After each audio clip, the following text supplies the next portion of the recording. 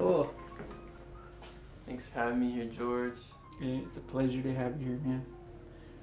For the coffee.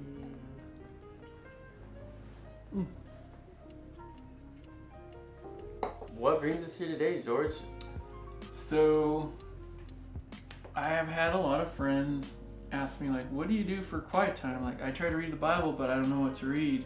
This is just an example of how I have a quiet time, so that, you know, maybe it'll encourage other people to meet with God. Maybe they'll find it helps them. Yeah. First, I kind of want to ask, like, what would be your definition of a quiet time? Quiet time, I've used that word for like my God time or like my devotional time. You could also say devotional. You could say Bible study. You could say one guy, a teacher that I've heard call it consistent, intimate two-way communication with God. Okay. And so that's kind of what I just call it quiet time because it's More simple. yeah. What was the moment in your life where you realized that you kind of like needed a quiet time, and like, what was the motive? When I got saved around 17, 18, I basically I wasn't really doing the same stuff anymore. I had a hunger for the word, being filled with more of God, and that replaced and fulfilled that area of me of like longing to be known, longing for, just knowing more about God and being filled with His love and filled with, His voice. You have I remember you saying you have a plan that you've been using for like 15 years. Oh yeah, so I have the daily reading plan, daily reading guide, and it's basically I've been using it for about 15 years. I use them every year. It goes through the Proverbs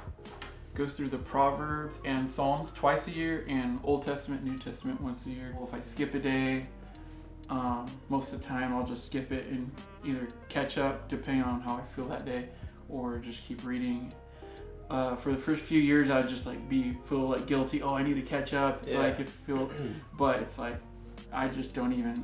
If I miss a day, I just start over, and it's awesome. Like usually, it's like I'm not reading the entire Bible all the way through the year, but most of it. I mean, over 15 years, I probably have read it all the way through many times, but skipped a few days on some years. So, Do you feel that like before you had that schedule that you were struggling with? Oh, like where do I start? Or... Not really. Usually I would just get inspired or hear a sermon or, and then I always loved reading in the New Testament, especially the Beatitudes in Matthew.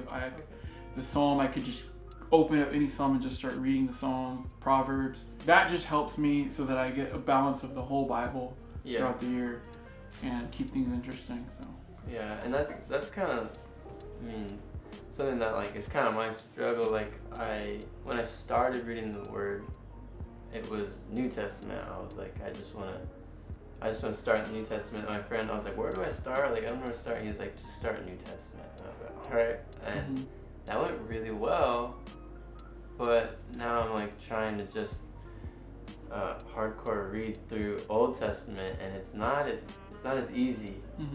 I don't feel as just reading through the New Testament. And it's not like this super rigid, I have to read this, and I might just skim through a New Testament thing and then the proverb really speak to me about working harder, like something like for the reading the Word, like I'm gonna consistently read it, and maybe like the New Testament pops out one day, maybe the Proverbs pop out one day, maybe God speaks to me through the Old Testament, and then I just pray through whatever inspires me that day. Maybe all of it's really good, The key is to consistently do it, and then you never know what's going to happen when it happens. So, where would you like to move into next with your studies?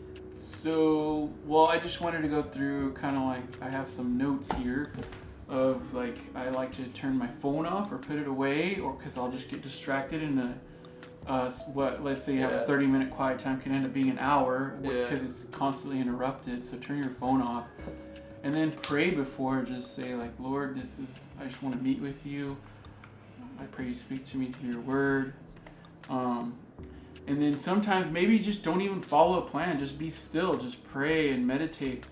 Like maybe you get one scripture to meditate, or just clear your mind and just stay still before the Lord, and like maybe He'll just speak to you, His still small voice.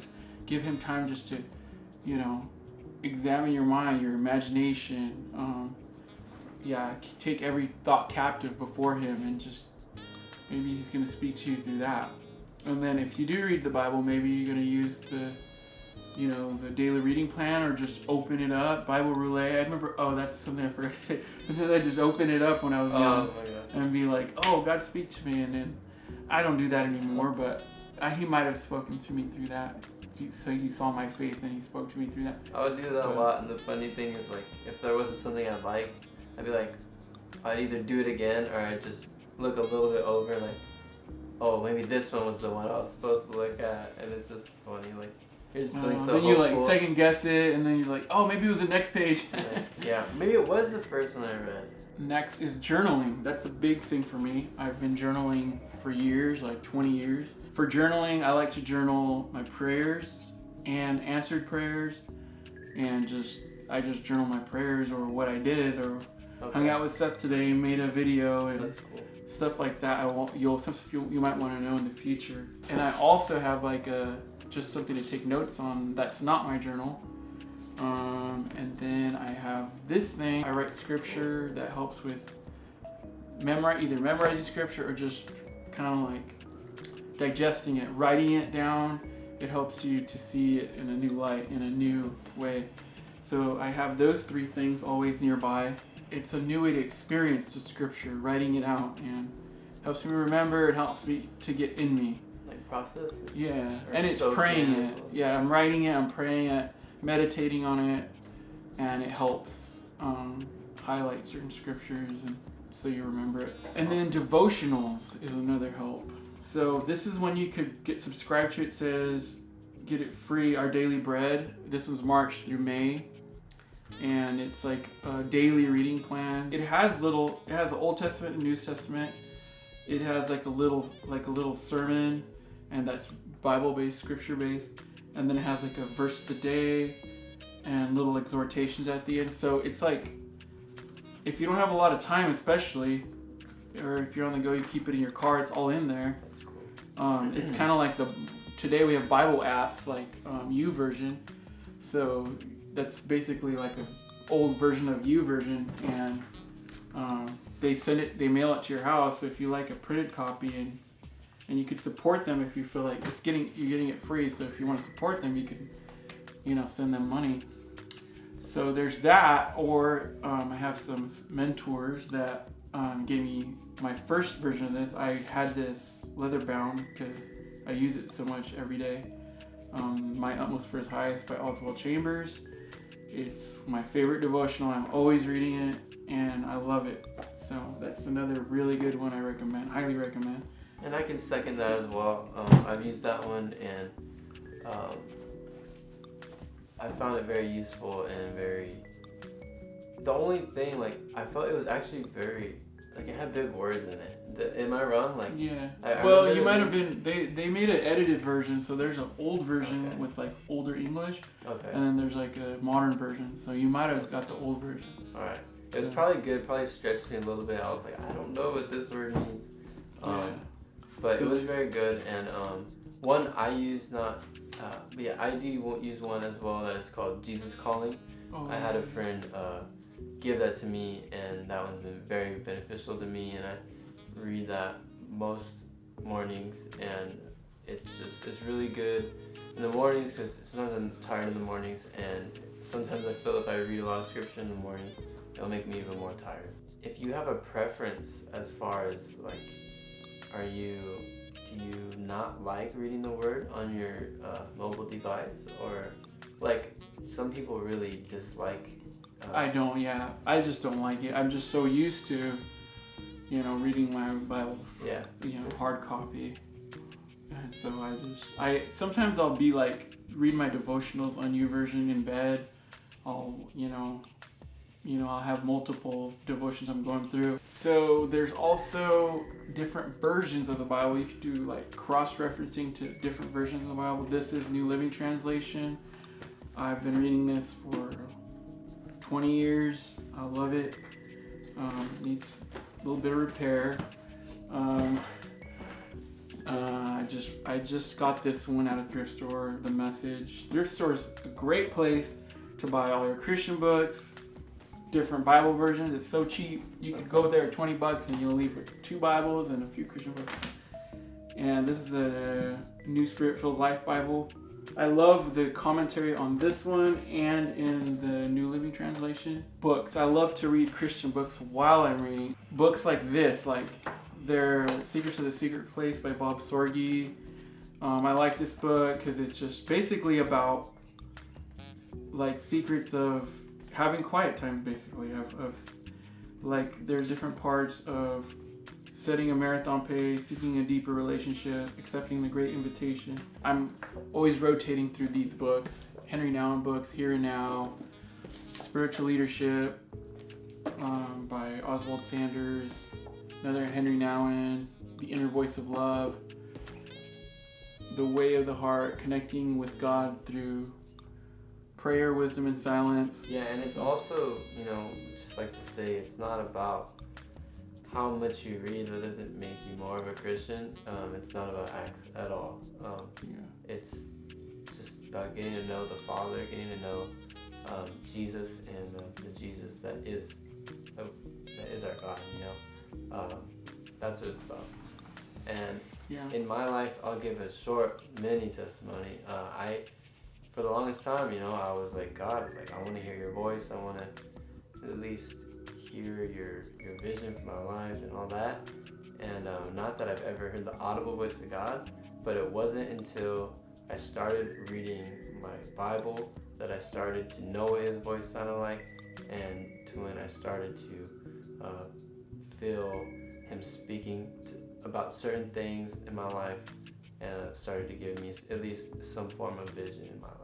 I wanted to cover where so like, me right here. I have my Bible open right here. Like, dude, get out of my face, I'm trying to read. I like to read here or by the ocean, facing the ocean. Beach chair on a bench facing the ocean, walking by the ocean, or right here. Those are my 2 favorite places. So you would say you're not a public Bible. I don't like to have a devotional at the cafe. Some people love it. One of my best friends loves every day, goes to Starbucks. He has a great time meeting with God at Starbucks. I do not, but I like soft worship music playing in the background, which I'll put some of my favorites linked down below. Yeah. Music, and We're then just gonna link everything. We're gonna blast it with links down there. Links. You can play link roulette and just click one of the links below, and it might be the one just for you. Yeah. How about you? Where do you have quiet time? Do you have quiet times? Quiet times where? Man.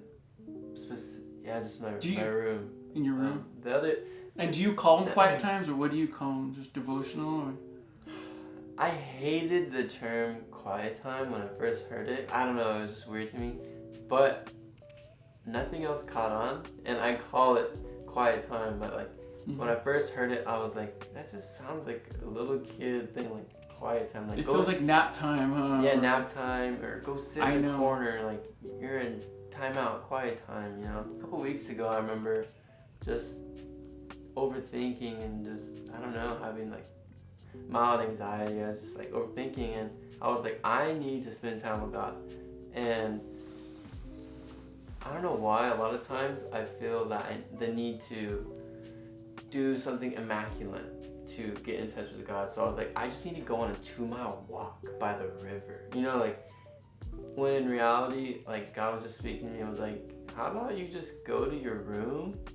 I was at a coffee shop. I was like, just go home, sit, be quiet, and I'll meet you there.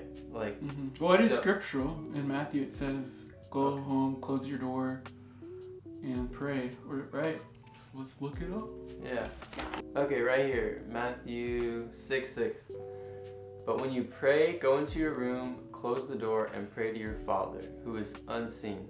Then your Father, who sees what is done in secret, will reward you.